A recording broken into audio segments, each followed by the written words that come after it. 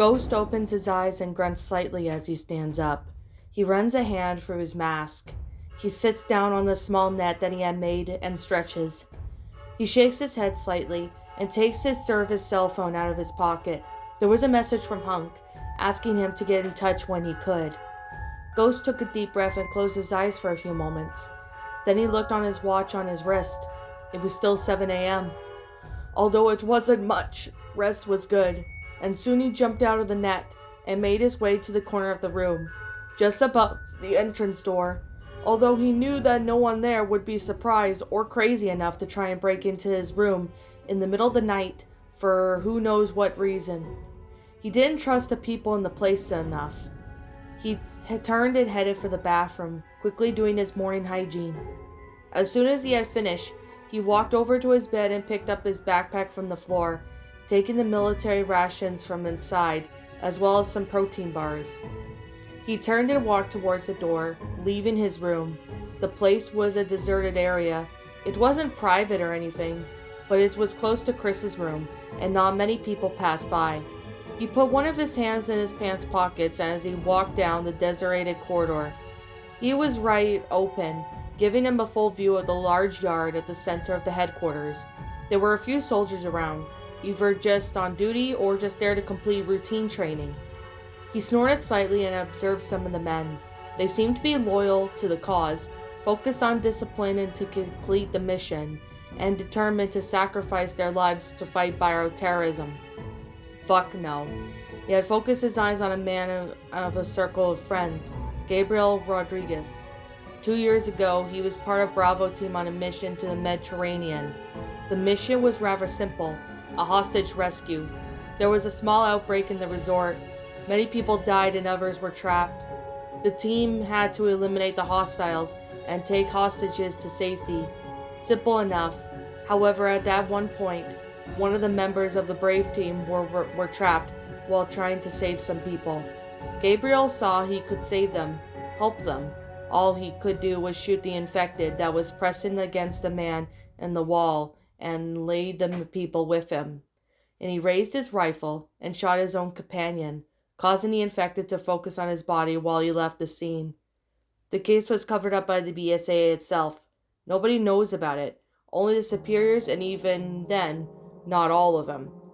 Not as far as away from Bernard Lee, sitting on the bench while taking a few sips of his water bottle, fresh from his training. A year and a half, a different mission. They went on another man-linked kind of sale of the T-virus on the black market. Found him hiding in a secluded house in South America, all together with some friends. Some of the locals even met him at the bar, and they had no involvement with the bioterrorism. They had no idea what kind of people they were dealing with. Nevertheless, he and some of the other members had a lot of fun torturing them then murdering them. The victims were Robert Garcia, Juan Rodriguez, and Henrique Fernandez, who two of them had families together, and another was looking after his mother. Innocent people had suffered from unjust fate without knowing just why. He knew everything, though he recorded the faces, the names, the crimes. They would have to pay. In time, they would pay for all of them. Ghost quickly made his way to the canteen and quickly warmed up his military ration. He took his food and started walking towards the operations room. When he arrived, he closed the door, put the food on the table, and turned to his computer, watching the projection on screen in the wall in front of him.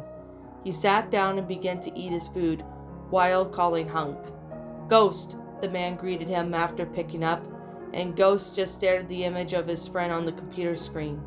He was in a familiar room, one to that he was in at the moment, probably going through to monitor Wesker's movements. "Reaper, how are things?" Ghost asked, adjusting his mask just above his nose. "The same. I've heard about Wesker. Something's happened. William was forced to flee, and Albert is no longer where he should be." Ghost sighed. "Hell," he grunted angrily, and Hunk let out a nasal laugh. "You could say that again. Apparently went north, back to Europe. Our suspicions were confirmed. He asked Umbrella for help." Ghost rolled his eyes, annoyed. "The great Albert Wesker asking for help? Why now?" he muttered angrily again. Well, so much for the plan. Because he's desperate. Anyway, he's with them, and wherever they are, we don't have access. My team and I will try our best to find out. But in the meantime, stand by, Hunk said, and Ghost shook his head. Well, what are the chances of making him some plan to finish us off for good? Hunk asked, laughed. I'd say pretty high. He probably knows we're the BSAA, and it's a choice to make most sense after our equipment was destroyed. Speaking of which, how are you at the BSAA? Ghost snorted in mild disdain. So far so good, except for the food. It reminds me of your mother's. Both men laughed lightly. If I ever see her again, I'll tell her you said that. Send her a kiss, too. Hunk wagged his middle finger at him before ending the call, and Ghost sighed once more, putting his empty plate to one side. He snorted as he began to write a message to the others. Now they would have to come up with another plan, which would take time. What's worse, they would have to wait for Hunk's team to get information, which would take even longer. Not only that, but his agent side was worried. Extremely worried. It had only been a day since the conversation with Sherry, and he had avoided all of her all the time. More time waiting for the information meant more time around her and Claire, and made his ghost persona a little uneasy. One day, just one day, and it was enough for that cop to return to the service. Years of training and inhuman missions, and all it took was a few words from a girl to revive his other side. He shook his head. The less he thought about it, the better. He then ate his last protein bar and then turned his attention to the file Hunk had sent him some time ago. Ouroboros. He finally had time to read more about that virus. It seems that Wesker had been going on it for some time. It wasn't something he discovered recently. Antibiotics were used from the unknown test subject, resistant to the T-virus. How did Wesker get some resistant? The chances of someone like that were extremely rare. Or maybe not, since Ida worked for him. Maybe she was helping him with that too. How wonderful. She didn't seem to be that kind of woman, though, so he could rule out the possibility that Albert had found someone else. Considering Wesker's research, he had came a long way in his composition. It wasn't long before the virus was ready, and that was worrying. He spent the next few hours reading that file, analyzing the information, and before he knew it, it was soon past noon. For lunch, there was more military rations. Well, some coffee too, he couldn't resist.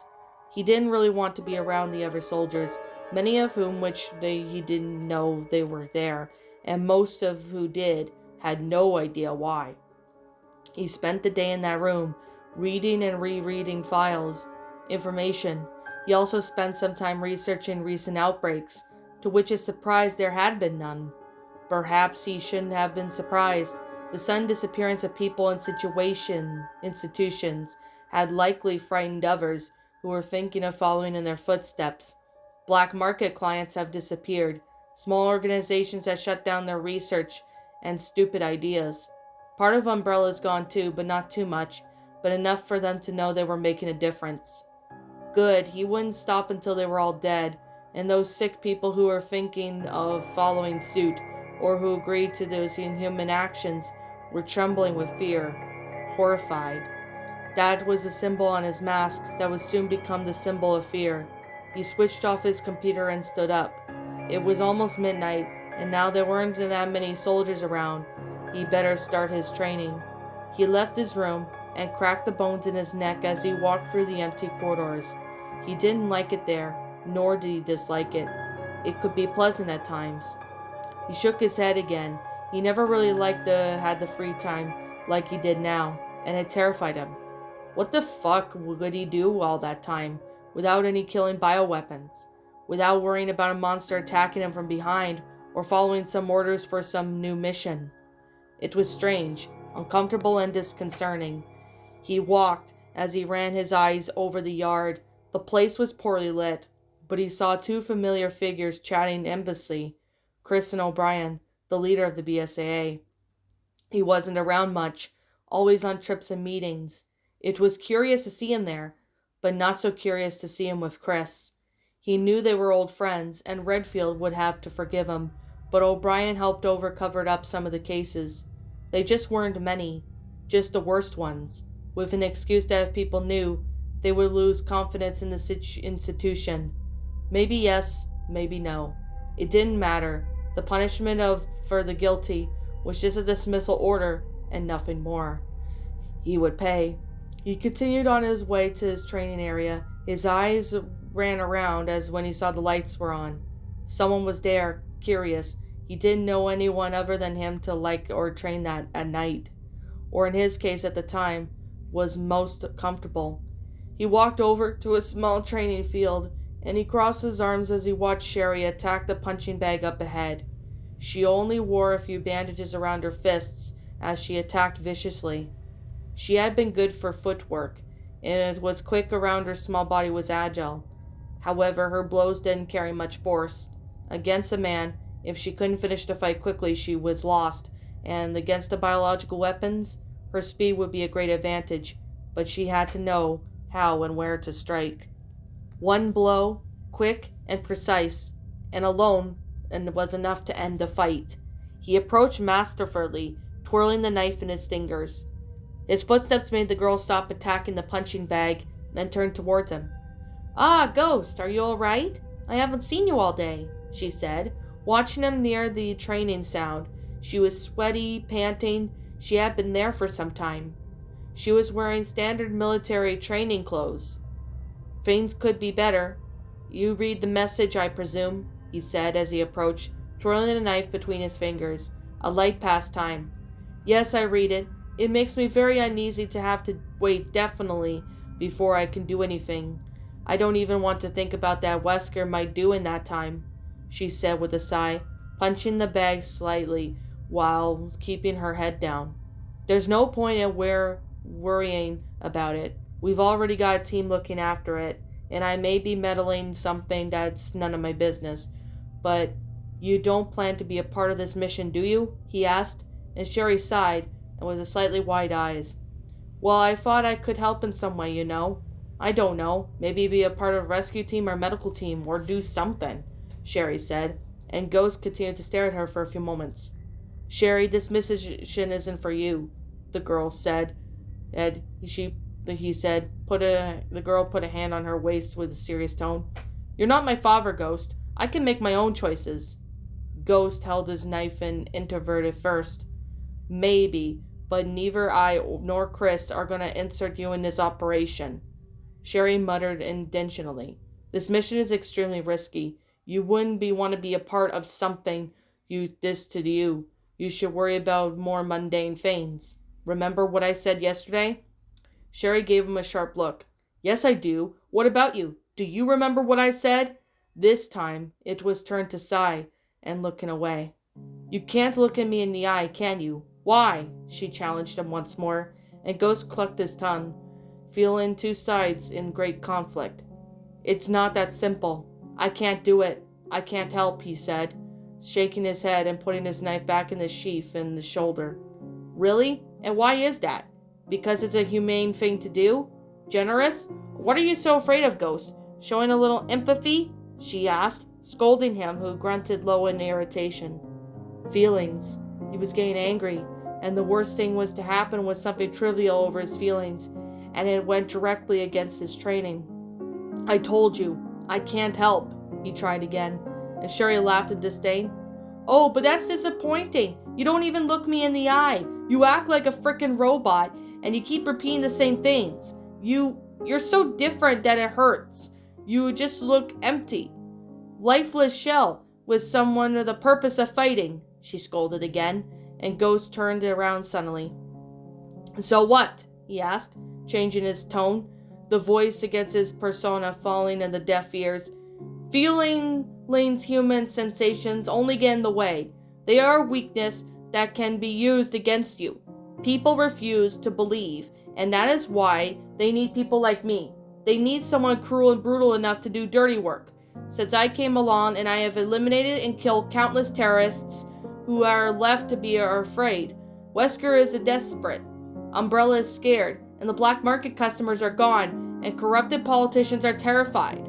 That's what I've done. Every corrupted piece of shit, every miserable terrorist, will remember the day their significant existence was threatened. I won't stop until every single bastard is trembling with fear. I'm cold, and that's what makes me better than I was before. I'm stronger, smarter, and faster. Sure, my damn cop may have saved you two, but I saved a lot more."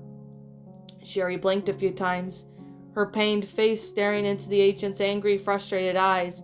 She swallowed some saliva, recovering from the intentional shock of seeing him this close to temper. But Ghost wasn't so different from her. For the first time in a long time, since he had to kill that infected boy in front of his own mother because of the miserable Veltro member, but he had become really angry. Perhaps angry wasn't the right word. Perhaps frustrated would be better. Either way, he let his emotions get the best of him. While it was a relief for a small human part of him, it was a major violation for his agent side. "Maybe you're right," Sherry began. "You must have saved countless people, myself included, but there are situations in which you can't save everyone. And not because you're not strong or skilled enough, but because you don't let yourself feel enough to think about helping someone," the girl said, wiping away some sweat that ran down the side of her face and walking towards Ghost, who stared at her without feeling or saying anything. "You're not wrong in what you said, but the point is, what you're trying to convince yourself deep down, you've always been like this. Not that someone made you that way. I'd say you were convinced me. However, you did something that went against what you were told. You got angry. You probably said more than you could have said months combined. That means I was right," she bragged, standing a few centimeters away from Ghost, who dipped berry increasing as she saw his surprised eyes. "Come on, Agent, tell me what I was wrong." They stared at each other for a while, and Sherry almost smiled at the silence. She turned around and started walking away, leaving Ghost stuck in his head, confronted by his own thoughts. Claire felt her throat closing up, the pain spreading through her body, consuming her entire being. She tried to scream, but no sound came out of her mouth. She raised her arms and saw Neil shooting at both Pedro and Gabe. She tried to run, tried to stop him somehow, but her legs wouldn't move, and only then she noticed the wound on both legs, the blood leaving her body deeply, and all she could was walk crawling towards the bodies of both men. Neil stared at her with cold eyes, waiting patiently for her to approach, while Claire's face was stained with heavy tears. He approached with slow, imitating steps. He bent down, and Claire grunted as he felt him pull her by the hair, forcing her to look deep in his eyes. "You think I'm a monster?" His voice was distorted. His veins began to darken. His body seemed to grow with every moment, and his eyes became animalistic, showing the transformation as the virus acted on his body. "But the real monster here is you," he said. In a blink of an eye, he disappeared. The scene changed its surroundings to the dark, where bodies of Pedro and Gabe were gone. Several others took their place, however, and Claire stared at the terror at the blood-stained hands. The innocent family lay right in front of her, their bodies covered in bullet holes, deformed from the atrocities she had committed. She gasped as the tears flowing harder, and she screamed with all her might. The woman woke up to a enraged scream. Her desperate eyes ran around, her face wet mixed with tears and sweat. She gasped for a few moments, placing her hand in front of her chest as she stared at her bed. A nightmare. A goddamn nightmare. It had been years since the last one she had. Confusion and fear were replaced by anger and grunting and irritation. It was just a little over midnight. She hadn't slept a full 3 hours. "Are you all right?" The voice next to her broke her by surprise. Claire turned to face Jill, who was standing next to her on her bed, looking at her with a worried expression. Claire sighed. The woman kept her distance. She knew that Redfield didn't like being treated like a doll. "I'm fine. It was just a bad dream." "A frickin' bad dream," Claire said, throwing her blanket to the side and getting up. "What are you doing here?" "I came to bring you medicine. Chris made me sure that I didn't let you forget," she said, and Claire rolled her eyes as she approached and took the medicine. "That's great. He thinks I'm a child now," he muttered softly. Jill sighed and put her hand on the back of her neck. "He just wanted to make sure. I guess we can't blame him."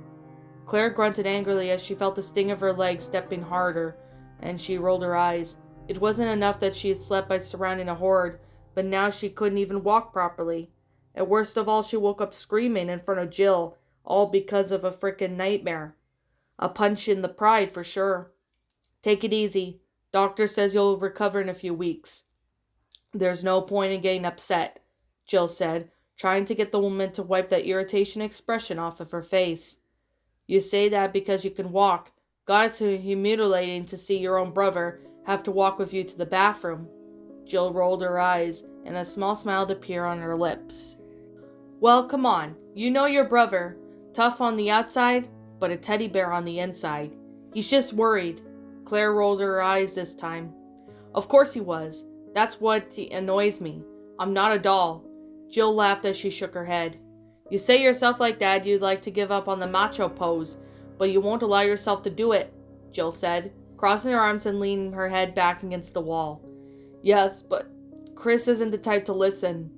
I don't know. It's not like I can't vent to him.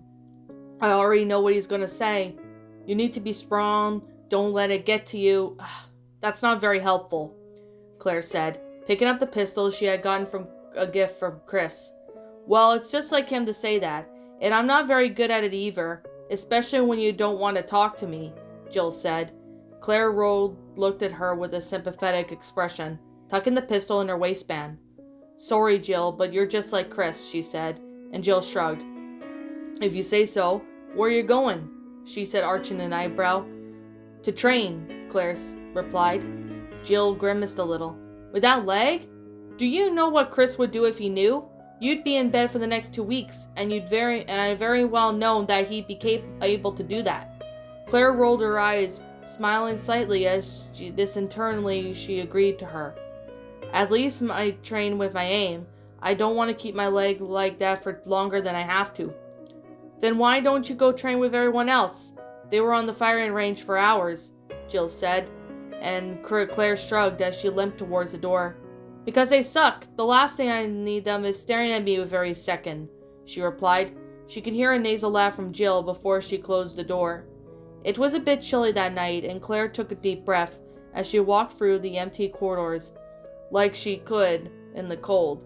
It made her mornings more comfortable, more pleasant, and it made her coffee taste better. Books. She couldn't live without them anymore. They were a good way to distract the mind for hours without getting tired. She was used to losing people. Apparently friends, acquaintances, work colleagues. It happened in that world, even if she was a part of the rescue organization, rather than a combat force.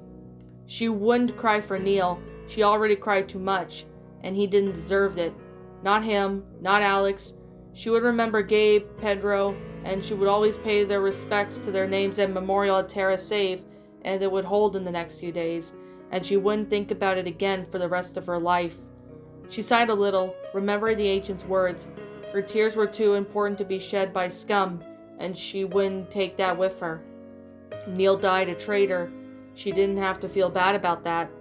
Shaking her head, she continued her way to the firing range, and as she entered, she blinked a few times, and she heard the sound of gunfire. It was night. No other soldiers would be there at the moment. Of course, none other than that agent. She recognized the sound of the gun, the caliber a little heavier than normal. She moved closer and watched him for a few moments. Almost the targets were up and moving at great speed, from left to right, and right to left, back to front, front to back. He shot, and knocked them all down with great speed, hardly missing a shot. It was astonishing. He was literally trained to kill, to be a machine, a master of both hand-to-hand unarmed combat. She didn't doubt that he was also trained to fight on water or in air, since his base was vaguely reminiscent of the Navy SEALs. When the targets were finished, he strengthened his posture and reloaded his pistol, which had a slightly extended clip, but which was soon replaced with a smaller one. He was so mysterious, but at the same time, he gave off such a familiar feeling. Good evening, Redfield. The thick, slightly muffled voice brought her back to reality, and she shook her head slightly at her own thoughts as she approached.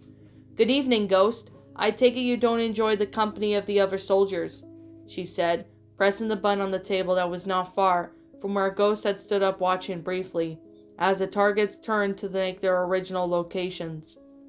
"I prefer to be alone," he said, twirling his pistol in his finger. He seemed to be playing with it, which was also curious. "I can relate to that," she said, raising her pistol and firing at the targets. However, despite her training, she was missing the full more than usual. With each mistake there was a grumble, a click of a tongue, a capsule falling to the ground, and it only got worse when she felt the analytical gaze of the agent next to her. "You're reckless," he said, and Claire only glanced at him for a few moments before turning back to the targets, ignoring him. "It's not just your balance that's affected, your mind too. You'll never hit the targets like that." She clicked her tongue, then lowered her gun and stared at him. "Then what am I supposed to do?" she asked somewhat angrily, and Ghost extended his gun in her direction. Claire blinked a few times in confusion and stared at the gun, reading the name Silver Ghost on the barrel. "Face it," he replied. She looked at him with suggestive eyes. "What's bothering you, Redfield? Your anger? You'd wish you had blown Alex's head off?" he asked, trying to start to circle her. "Do you wish to be sprayed her body with bullets? Or maybe kill that man Neil before he killed your companions?" He noticed her grit tighten up on the gun slightly, her body tensing. "Or maybe regret? Guilt that you've been kidnapped?" "No, that doesn't seem to be the case." "Maybe you weren't quick enough at something?" He squinted slightly, saw her lower her head slightly. "Shut up," she said. "Or maybe you didn't mention to save someone? Was it your companions?" he asked, ignoring her and looking at her analytically. She still kept her head down, but no, there was still something there. "Maybe other people? Survivors?" She tensed her shoulders, gritting her teeth. He was getting close. "They died in front of you? Not fast enough? Or maybe they died because of you?" She turned suddenly, grabbing him by the military shirt. Ghost ignored the surprise at the woman's tenderest strength. He was experienced to have this gouge of his opponent's strength and that grip, that pressure. A normal person couldn't do it. So that was a consequence of the virus in her body. The woman gritted her teeth and stared at him with boiling eyes. The eyes that stared by art professional neutrals. "I'm right. You blame yourself for the death of civilians then." She lowered her head, trying not to squeeze his shirt too hard and tear the fabric, controlling her anger. She tried to say, but the surprise being confronted with the frustration of that memory, the anger in her actions, didn't let her finish her sentence. What are you going to say? That you should have saved them? They may not have deserved to die, yes, but this wasn't your fault." She clucked her tongue in response, pushing him back, and Ghost once again ignored his surprise as he was almost thrown in the air. He had managed to recover quickly, only taking 2 steps back. "And how could you know? You weren't there," she snarled, running her hand over his head. "No, but I recognize those eyes. Alex killed them, not you," he said again. "Yes, it was me. It's my fault," she growled again, talking more to herself than him. Her hands were slightly shaking. Her mind was a mess. "How could that possibly be true?" Ghost asked, as she turned around suddenly. "Because I pulled the trigger," she said out loud, almost a cry of revolution. And despite the surprise and the shock, Ghost continued with his face unchanged, looking at her professionally, but with a certain hidden sympathy. "Alex injected me with some virus. I wasn't me. She controlled me, forced me to pull the trigger on that family. I killed them." His eyes were darkened a little as he noticed tears forming in the corner of her eyes. She resisted the urge to sigh in anger. If there was a hell, he hoped that Alex was suffering the worst possible way. Perhaps he would be able to see the suffering, since he'd be going there at the end of his life. "You didn't kill them. Alex did," he said again. Claire stared at him with slightly wide eyes, almost as if he were crazy. "What?" "You said it yourself. She controlled you. Think of it this way. I take my gun and point at Jill's head. I pull the trigger. Who killed her? Me or the gun?" Claire shook her head. "It's different." "Really? How you and the gun utensils were for murder objects used by the others." Claire clucked her tongue. "The gun is a thing. I'm a person. Their blood is on my hand. Their blood is on Alex's hand, just like the blood on many people, he said, and Claire sighed. Think, Redfield, if Alex didn't force you to kill him, did you really think he lived for that long? She stared at him again. I'm not saying what you did is a good thing, but they could have probably died in any way, believe me, in a much more brutal way. Alex would never let them live. She wasn't that kind of person. Claire was put her head down. She took a deep breath, fighting the urge to cry. She already cried too much. I can see, knowing that she's dead doesn't help much, to be honest. When I feel doubt will never ever go away, I feel dirty, cruel, a monster. Ghost grunted, making Claire raise her head again. A monster, hon? Do you know what a real monster is? Someone who kidnaps children, kills their parents in front of them, and uses them as experimental subjects. Someone who ties a boy to the table, injects with controlled doses of virus in front of his mother. Someone who kills thousands without shame, without caring much of anything. Who just leaves children orphans, who leaves wives widows. Do you really think you're the only one innocent with blood on your hands? Ghost said, taking a few steps closer to Claire, who just listened quietly. No, you're not. A cop is taken by surprise and gets into a shootout with a gang member. An innocent is wounded and killed by the bullet that the cop was supposed to go to his lowlife. He was fighting. Does that make him a monster? He asked, not exactly expecting an answer. You know the examples I gave? All those children?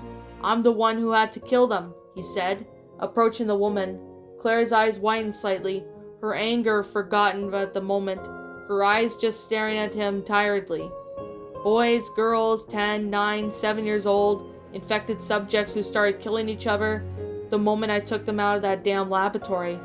I had to kill a boy in front of his own mother, put him out of his misery.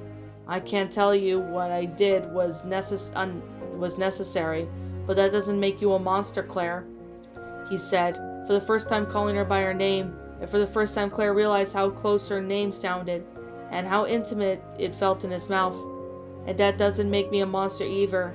However, what I did after that does, he said, taking a few steps and touching the woman's forearm, who felt her skin crawl at the touch.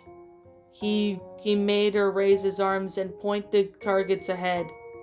I beat the man who tied up that boy in the brink of death, broke all of his bones and injected him with a dose of adrenaline so he wouldn't die, punctured his organs with his ribs, and left him in agony, he said, leaving his arms perfectly aligned with the furthest target.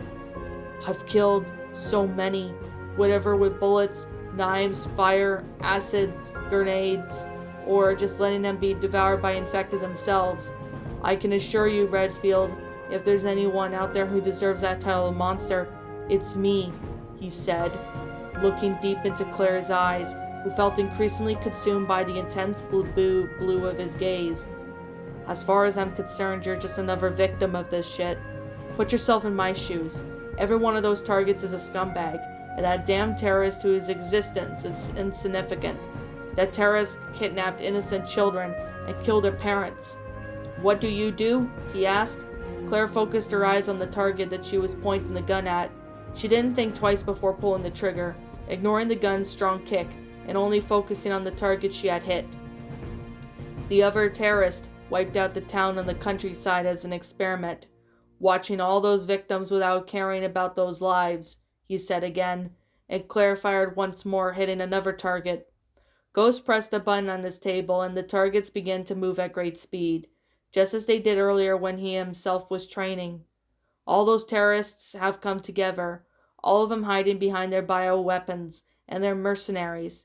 You know what to know, he said, and Claire began firing at the targets, taking down each one with great precision. Her mind was clouded, her eyes focused on only her front, temporarily forgetting the rest, and worrying only about taking down those targets. Each target had a terrorist on the ground, each target thousands of lives just saved just behind. Until almost all the targets were down, the pistol had ran out of bullets.